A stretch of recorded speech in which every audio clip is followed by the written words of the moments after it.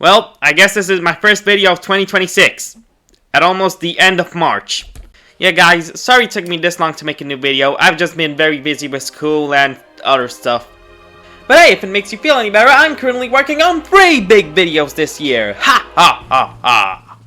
I mean, it's not really that great for me because I'm gonna be the one who has to edit that, but, you know, it could be great for you because you have videos. And one of them is definitely gonna release this April, maybe like 10 or 15, we'll see.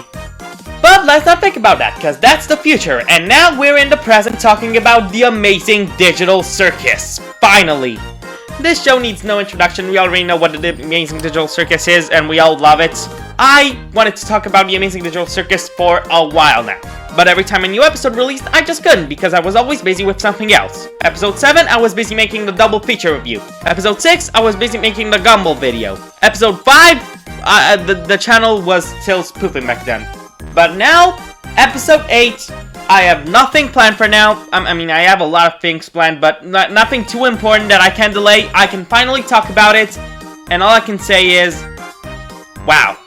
Just wow. This was an amazing episode that shook me to core, left me dumbfounded, and made an interesting character out of Bubble, of all people. Freaking Bubble. And now I'm gonna tell you everything about it. But we need a more appropriate setting for that. Beetlejuice, Beetlejuice, Beetlejuice. Who disturbs my slumber? Quit the theatrics, Beetlejuice. Just give me an appropriate background or something. Alright, fine, jeez. Kids these days, they never appreciate good art. Okay, let's get the most obvious stuff out of the way. The animation is stellar, the voice acting is spectacular, grass is green, and my ex-wife is taking the beach house. But the one thing that was really exceptional in this episode was Kane, who was already one of my favorite characters in the show in general. Well, like, this episode decided to go even crazier with him, and his constant need of being in control of everything. Currently, there's a bit of a debate going around on whether or not he's an actual villain or just misunderstood. And honestly, I'm on the villain side.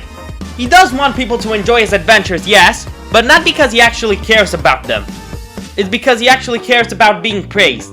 It's because he actually cares about being in control. And if these wacky adventures are the only way of keeping control, then sure, you better make sure they like it.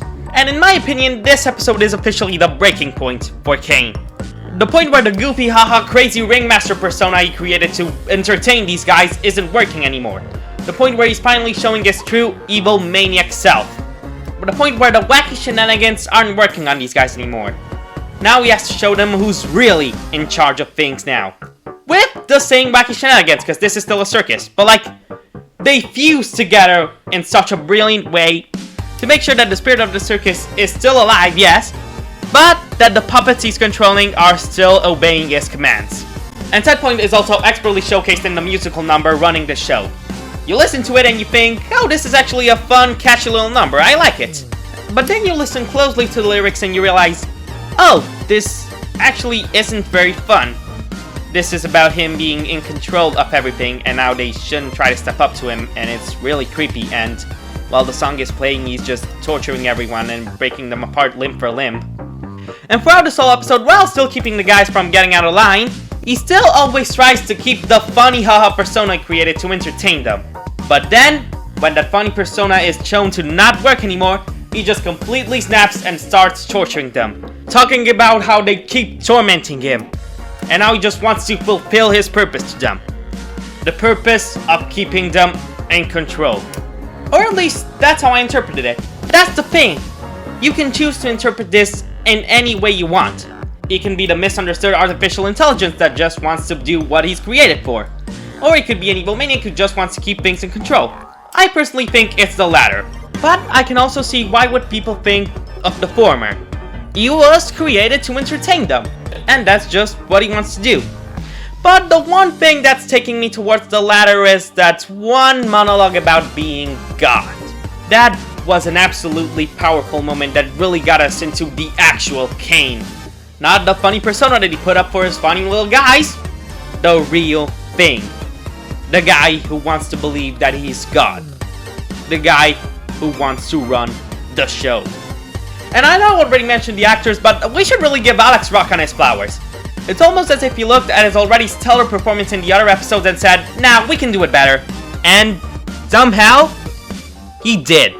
His little voice cracks, the crazy line deliveries, even the fake tone in his voice when he's putting on the persona is just stellar. And another one of the actors that deserves this flowers is Sean Chiplock as Kinger.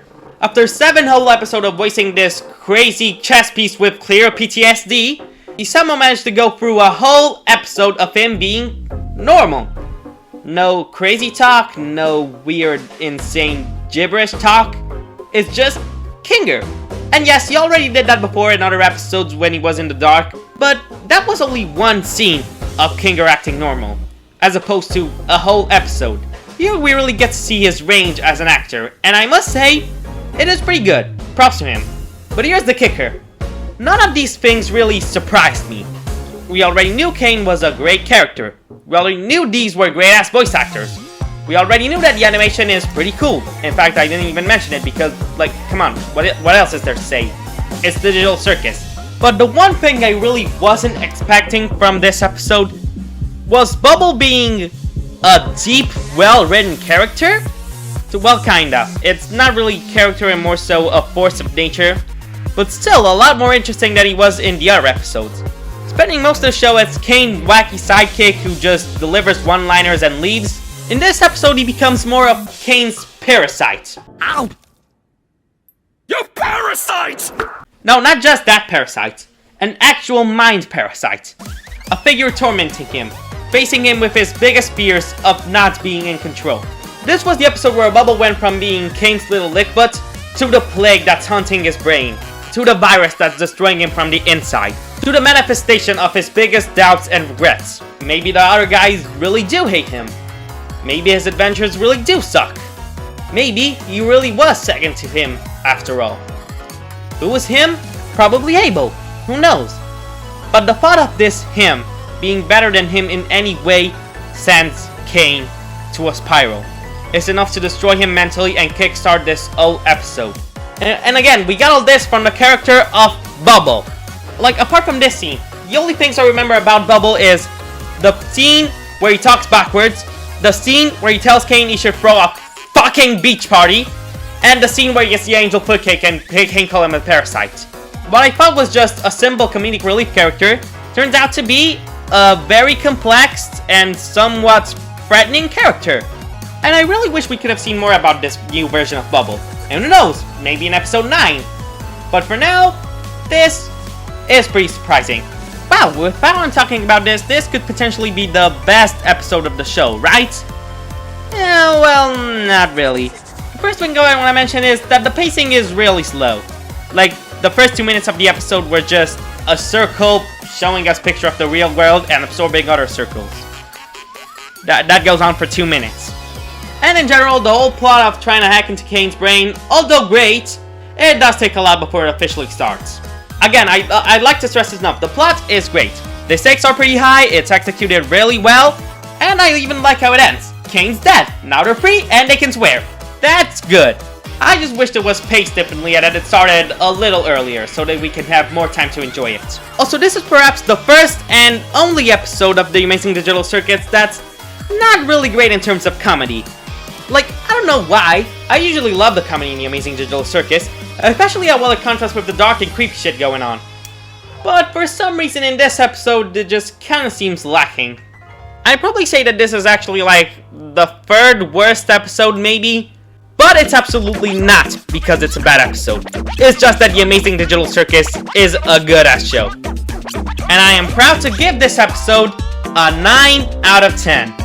Yes, the third worst episode of the show is a 9 out of 10.